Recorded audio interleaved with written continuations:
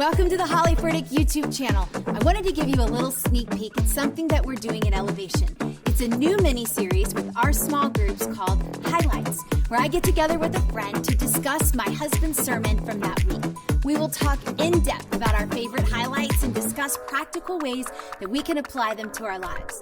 Now, if you haven't seen the sermon from this week, go watch that on the Elevation Church YouTube channel. I'll put the link for you below so that you find the right one. Then you come back here.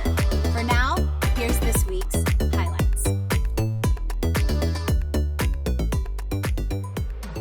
Do you remember Pastor Steven saying, drop it or drown? Oh, I remember Pastor Steven saying that. Woo! I was like, yes, that's Yeah. me. Because, I just think of how many times in my life I have felt like I was drowning, maybe even drowning in someone else's trouble, someone else's fear, whether it's one of my kids or a family member or a friend, and you're like carrying someone else's burden. Right. And that, on one hand, that's a good thing because that means that you love that person, you care about that person. But on another hand, like, you don't have to let the weight of the world cause you to drown.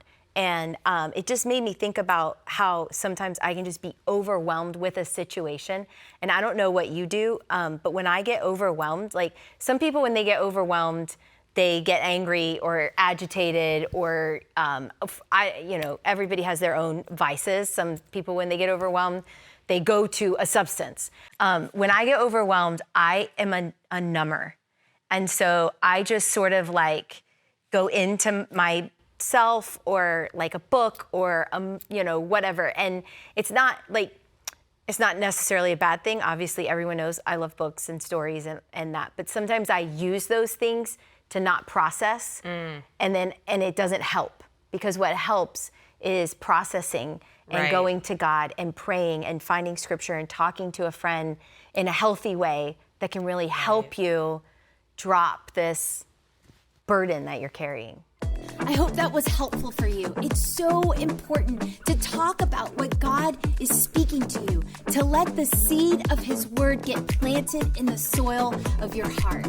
If you want to hear the full conversation and participate as well, join an Elevation e-group. We have groups that meet in person and online, literally all over the world, and we would love to have you.